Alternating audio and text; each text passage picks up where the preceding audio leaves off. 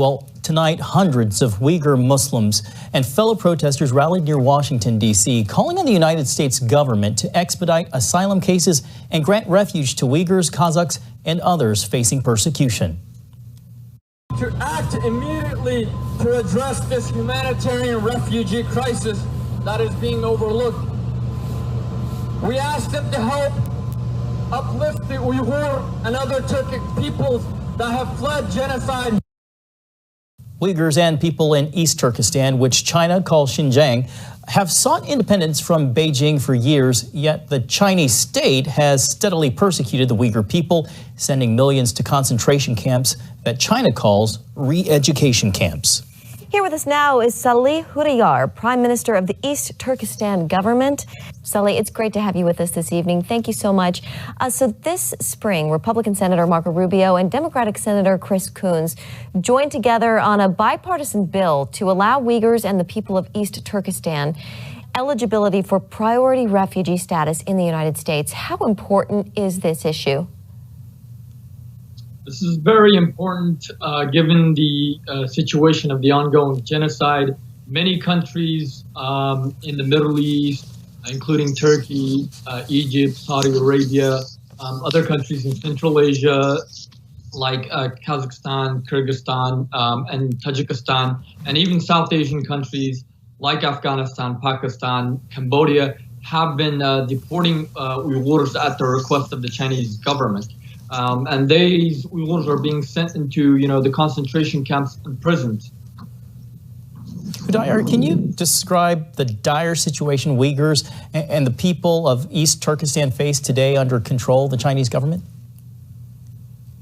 Yes, at the moment, according to the U.S. Department of Defense, there's at least 3 million Uyghurs, Kazakhs, and other Turkic peoples in concentration camps.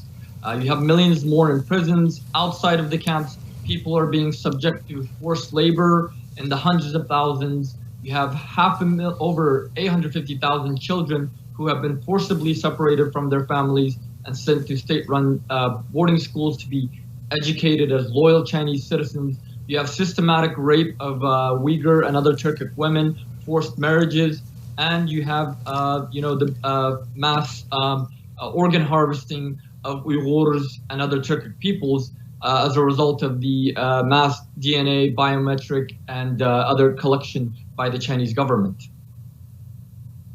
Uyghur people fleeing China have sought refuge in other countries we know outside of the U.S., and there's growing evidence that shows China pushing those host countries to round up and deport Uyghur people back to China. Can this be stopped? There is going to be a lot of pressure, there needs to be a lot of pressure by, the United States and other democratic nations in the international community to stop this. However, because of the economic and political ties of these certain countries, we don't think that we can necessarily stop this. And that is why we're calling on the United States and other governments in the free world to grant refuge, priority refugee status to Uyghurs, and to expedite the asylum applications of those that are already here in the United States and other countries. In addition to asylum, Salih, what role does the International Criminal Court play, even though China has refused to join the ICC?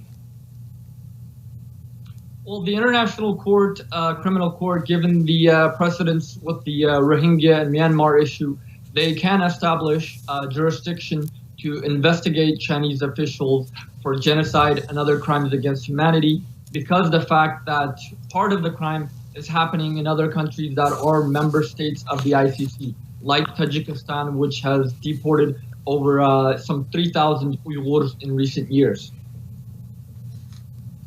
All right, Salih Hudayar, Prime Minister of the East Turkestan government in exile. Thank you so much for being with us today. Thank you for having me.